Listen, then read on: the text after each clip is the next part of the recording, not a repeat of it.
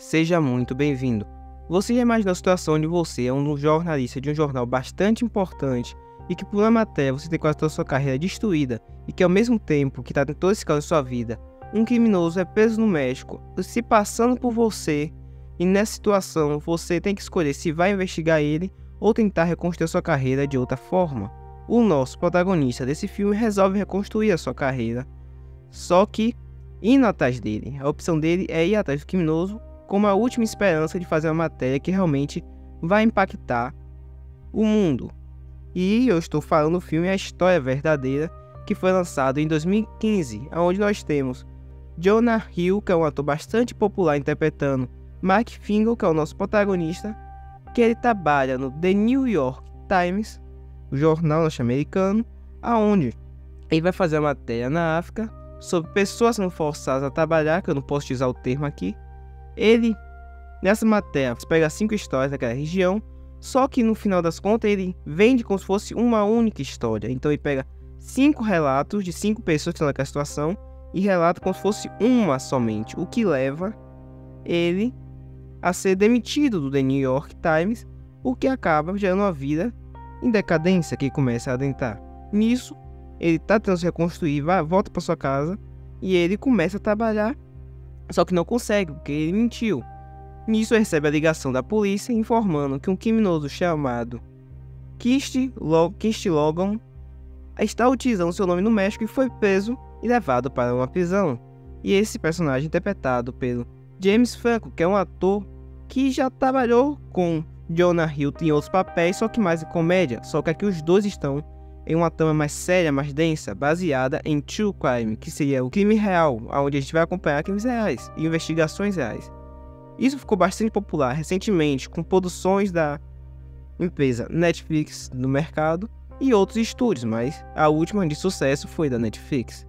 Só que essa aqui veio antes do sucesso.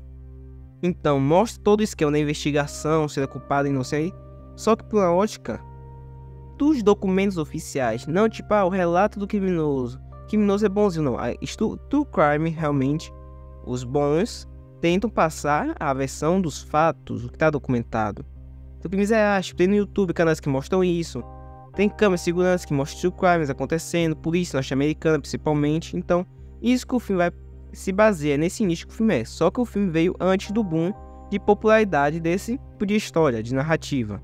E voltando para o filme tem esse desenrolar, ele acaba indo para a prisão, investigar porque esse cara estava usando o nome dele, já que ele nunca conheceu esse ser humano, nunca esteve naquela região.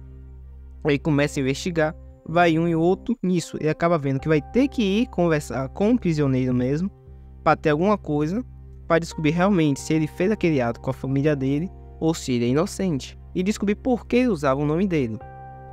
Nisso começa-se o jogo mental, pois o filme todo é aqueles que os dois conversando, só que sem ficar monótono. Tipo, ele vai conversar, passar informação, só que são pequenos detalhes na trama que faz você duvidar em certos pontos se o cara é culpado ou se é inocente. Você vai ficar com essa áurea até o final, se você não prestar atenção em alguns pequenos detalhes, algumas pistas que o roteiro deixa durante o decorrer, principalmente durante o julgamento ali do filme que tem a ocorrer. Isso aqui não é um grande spoiler, porque isso são informações que tá no trailer do filme. É um filme já de 2015 também, que eu estou fazendo análise agora.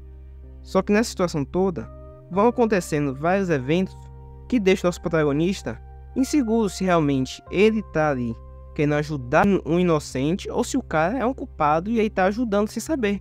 Ele fica nessa dualidade na mente dele, se ele tá fazendo certo ou se tá fazendo errado, sem saber os pontos, porque ele tá se envolvendo tanto naquela história, tanto no jogo que o criminoso está fazendo, que o Logan está fazendo com ele, ele acaba tendo vários conflitos internos durante o filme, que vai rodear todo o filme basicamente, e a grande trama do filme em si. Até nós temos a revelação, se ele é culpado ou se é inocente. Eu não vou dar spoiler aqui, pois isso é algo importante para o filme. Só que por causa dessa situação, ele acaba tendo a vida pessoal dele afetada, pois ele fica muito obcecado, ele entra no nível de loucura quase, não de ficar louco levando tudo, mas de não ter mais vida fora daquilo ali. Aquilo daí se torna a única coisa dele, a vida dele é basicamente para aquilo. Não tem mais nada fora aquela investigação, aquela reportagem. Chega no nível que ele começa a ajudar o cara sem saber. Ele começa a fazer algumas coisas, tipo, aceitar acordos que qualquer pessoa veria ali que não faria sentido se ele não tivesse tão mergulhado de cabeça naquele cara. Tipo, o cara faz um acordo. Eu te conto, só que você me ensina a escrever, me ensina como faz tal coisa, como conta a história. Então começa a ele municiar o cara com algumas informações que você fica em dúvida durante o filme se é algo vantajoso pro criminoso ou se é algo vantajoso pro inocente. Se o cara é criminoso ou é inocente, ele vai querer pra contar a inocência ou uma mentira. E isso é mostrado muito no filme.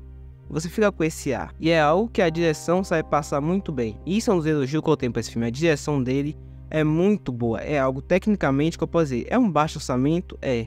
Mas é muito bem feito. Mostra que para se fazer uma história boa, se contar uma história boa, melhor dizendo, não precisa de um orçamento gigantesco de milhões e milhões de dólares, como os filmes atualmente querem fazer. Tipo, às vezes gasta rios e rios de dinheiro, só que a história é horrível. Tem filme aí que custou quase 300 milhões de dólares e o filme é horroroso. Ninguém assiste porque a história é fraca.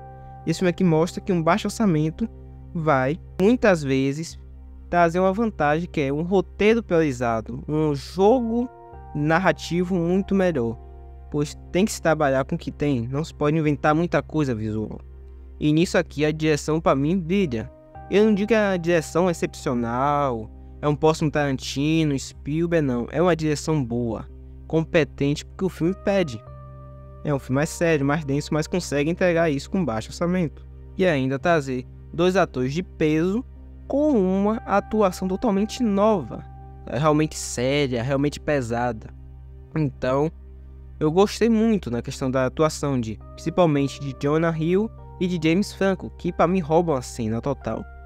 Mas um ponto negativo que eu não gostei toda a história foi o que? O fato deles não darem foco para a situação da esposa do Mark Finkel, que é um ponto forte do filme, que eu gosto da personagem, é uma personagem interessante. Só que tu vê o trailer, tem cenas que os caras tirou do filme. Aí tipo, tu sente que partes que poderiam aprofundar mais a relação do personagem com a esposa, que é uma personagem importante pro filme, não tem. E eu senti falta disso. Quando tem a reviravolta envolvendo a esposa dele, um ponto que a esposa dele se destaca.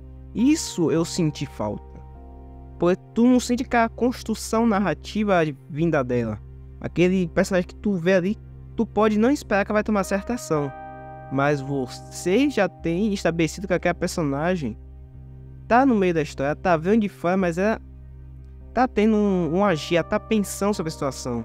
Fica muito pros 45 do segundo tempo, esse momento dela. Tem algumas cenas ali, mas são muito curtas, eu achei. Uns cortes muito pequenos, que não consegue aprofundar tão bem essa sensação.